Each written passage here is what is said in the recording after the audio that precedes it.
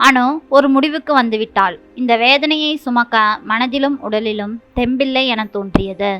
உண்மையை நந்துவிடம் சொல்லிவிட்டால் நிம்மதிக்காகவாவது இருக்கலாம் என்ற எண்ணம் அவளை தூண்டியது. மொபைல் போனில் குறுஞ்செய்தியில் வந்த முகவரியை மீண்டும் சரிபார்த்து கொண்டு ஆட்டோவை விட்டு கீழே இறங்கினாள். எதிரே நிறைய மரங்கள் சூழ அந்த கட்டடம் உள்ளடங்கி நின்றது. சிலுசிலுவென லேசான காற்று வேப்பம்பூ வனத்தை ஏந்தி வந்து அவளது நாசியில் மோதியது. பக்கவாட்டிலிருந்து அனு அனு என்ற குரல் கேட்டு திரும்பினாள். நந்துதான் நின்று கொண்டிருந்தான்.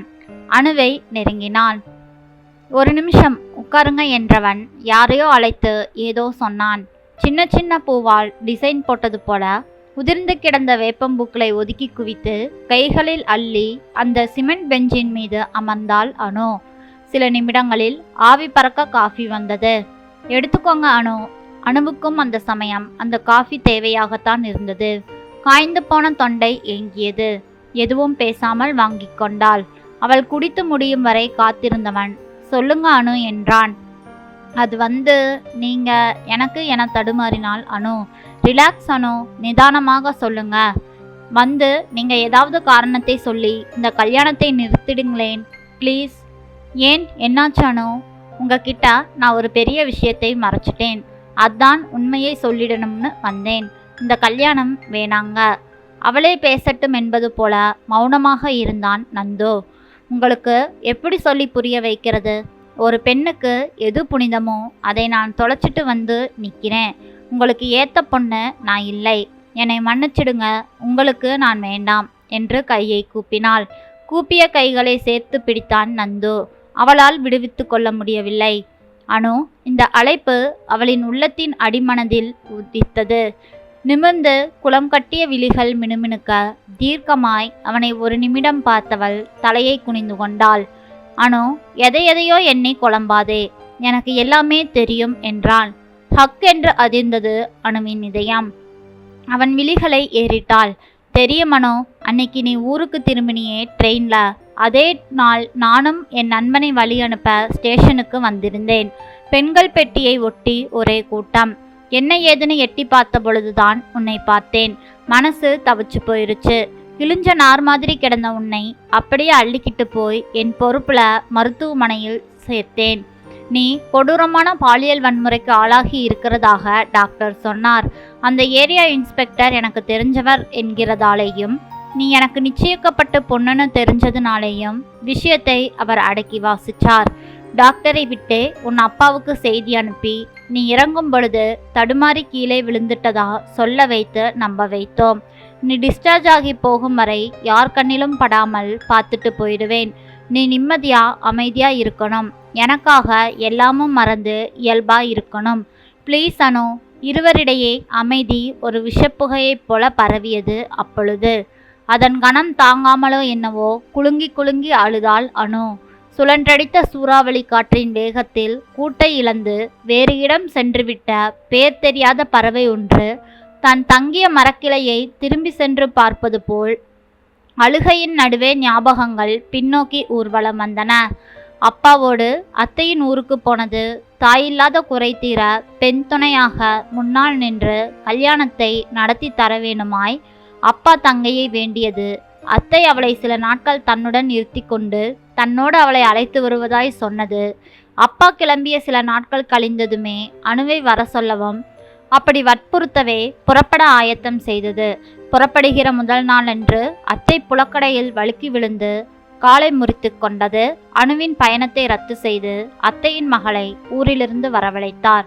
ஒப்படைத்துவிட்டு மனசே இல்லாமல் முன்பதிவு கிடைக்காவிட்டாலும் பெண்கள் பெட்டி பாதுகாப்பானது என அத்தை சொன்னதை கேட்டு ரயிலில் கிளம்பினாள் அனு. ஓடும் ரயிலில் என்ன பயம் என அதுவும் பெண்கள் பெட்டியில் என்று நிச்சந்தியாய் மெல்ல உறக்கப்பட்டாள் அனு. யாரோ திடீரென மேலே விழுந்து வாயை பொத்த கத்தக்கூட முடியாமல் தத்தளித்து திணறினாள் அனு. அவள் அழுது முடியட்டும் என்பது போல் காத்திருந்தான் நந்து. மெல்ல தன் நினைவுகளின் அழுத்தத்திலிருந்து தன்னை மீட்டு கொண்டவள், இதெல்லாம் எல்லாம் தெரிஞ்சுமா என்னை கல்யாணம் கட்டிக்க நினைக்கிறீங்க? நான் கசங்கு போயிட்ட பூ பூஜைக்கு உதவாது. ஐயோ போதும் அனு, பூஜைன்னு இப்படி பேசியேதான். இதோ பார் அனு, நாம மனுஷங்க, வாழ்க்கையை நமக்கு விதிக்கப்பட்ட காலம் வரை வாழணும். நான் கடவுளும் இல்லை, நீ பூவும் இல்லை. நான் மனுஷன், நீ மனுஷி, அவ்வளோதான். என்ன பேசுறீங்க? என் மனசு ஒப்புக்கல நந்து. என்னவோ நான் தான் உலகத்திலேயே கடைசி பொண்ணுங்கிற மாதிரியும் கெட்டழிஞ்ச என்னைத்தான் கல்யாணம் செய்துப்பேங்கிறீங்க. நான் சாக வேண்டியவ. நான் எதுக்குமே லாய்க்கில்லை. மீண்டும் நொறுங்கி போனாள் அனு. அவள் முகத்தை மெல்ல நிமிர்த்தினான் நந்து. அவள் விழிகளுடன் ஊடுருவி பார்வையை செலுத்தினான். அவள் இமைகளை தலைத்தாள். என்னை பார் அனு, போதும் இந்த சுய பச்சாதாபம். இதெல்லாம் வேண்டாம். இது கழிவிறக்கமும் சுய பச்சாதாபமும் தான் கொல்ற விஷயம். எதையும் யோசிக்க விடாம கீழே தள்ளி குழியை பறைக்கும். என்ன கேட்ட? உலகத்துல நான் தான் கடைசி பொண்ணான்னு என்ன கேட்ட? ஆமானு, நீதான் கடைசி பெண்ணாக இருக்கணும். இந்த மாதிரி ஒரு வன்கொடுமைக்கு ஆளான கடைசி பெண்ணா நீ இருக்கணும்னு நான் நினைக்கிறேன். இந்த கட்டத்தோட பேரை பாத்தியா? கஸ்தூரிபா பெண்கள் மையம். எங்க தாத்தா ஆரம்பிச்சது. எங்க தாத்தா காந்திஜியின் பரம பக்தர். தேச பிரிவினையின் போது ஏற்பட்ட கலவரத்திலே மனித மிருகங்கள் பெண்களை வேட்டையாடி நிலைகுலைய வச்சுதாம். அப்பொழுதே மனசு உருக ஒரு வேண்டுகோள் விடுத்தாராம் பாபுஜி. இளைஞர்கள் அந்த பெண்களை முழு மனசோட ஏத்துக்கிட்டு குடும்பம் நடத்தணும்னு கேட்டுக்கிட்டாராம். என் பாட்டி அப்படி பாதிப்புக்குள்ளான ஒரு வடநாட்டு பெண்மணிதான். தற்கொலைக்கு முயன்ற அவரை தடுத்து நிறுத்தி மணந்து கொண்டாராம் என் தாத்தா. அவர் ஏற்படுத்தியதுதான் இந்த மையம். அவர் காலத்திலே 10-12 பேர் இருந்தாலே அதிகம். எங்க அப்பா காலத்துல 100-150ன்னு ஆச்சு. இப்போ இதுல 1000க்கு மேல இருக்காங்க. இது மையத்தின் வளர்ச்சியை காட்டலை அனு, இந்த நாட்டின் அவலத்தை காட்டுது. கீழ்த்தரமா போய்கிட்டு இருக்கிற கேவலத்தை தோலுரித்து காட்டுது. பெண்மைய ஒரு பக்கம் கொண்டாடிக்கிட்டே சிதைக்கிற கொரூரத்தை காட்டுது. நீயா உன்னை அவனிடம் இழக்கலை. இது உன் மீது திணிக்கப்பட்ட வன்முறை. உன் மீது எந்த களங்கமும் இருக்கிறதா எனக்கு படல. சேறுபட்டா காலையே வெட்டிடணுமா என்ன?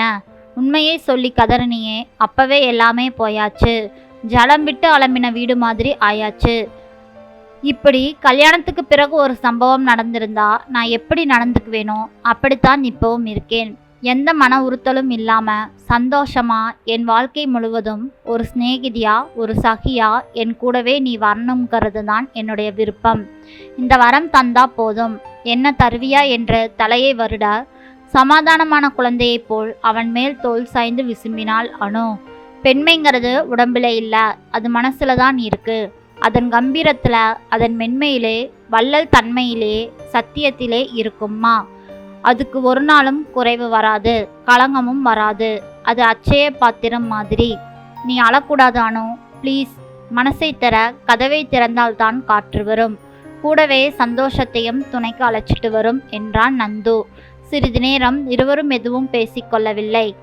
ஏகாந்தமான அந்த நேரத்தில் மௌனத்தின் இலைகள் கண்ணுக்கு தெரியாமலேயே இருவரையும் பின்னி பிணைந்து இறுக கட்டுவதை, காற்று கூட வீசுவதை நிறுத்தி கவனிப்பது போல் தோன்றியது. அவனை அப்பொழுதுதான் புதிதாய் பார்ப்பது போல் ஏறிட்டு பார்த்தாள் அனு. அந்த ஆண்மை நிறைந்த அன்பு துளங்கும் முகம் அவளை காதல் ததும்ப பார்ப்பதை கண்டதும் கண்ணை கதுப்புகள் சிவந்து போயின. பெரிய காம்பில் விரிந்த மலர் போல பெண்மை விசித்தது தெய்வீக அழகு பொழிய. வார்த்தைகள் இல்லாத அந்த நிசப்தம் இங்கிதமாய் தழுவி நிற்கையில் அவளின் காதோரமாய் நந்துவின் குரல் ஐ லவ் யூ கண்ணம்மா என்று கிசுகிசுப்பாய் கேட்டது. காது மடல்கள் ஜிவென்று சூடேற அந்தியின் செம்மை மீண்டும் அவள் கன்னங்களில் குடியேறியது. அருகிலிருந்த வேப்பமர கிளைகள் தம் பங்குக்கு பூக்களை உதிர்த்து அவர்கள் தலைமேல் அச்சதை தூவியது. நன்றிங்க. இந்த கதை பிடிச்சிருந்ததுன்னா மறக்காமல் நம்ம சேனலை லைக் பண்ணுங்கள், சப்ஸ்கிரைப் பண்ணி சப்போர்ட் பண்ணுங்கள். பெண்மையை போற்றுவோம். நன்றி. நாளை வேறொரு கதையில் சந்திக்கலாம்.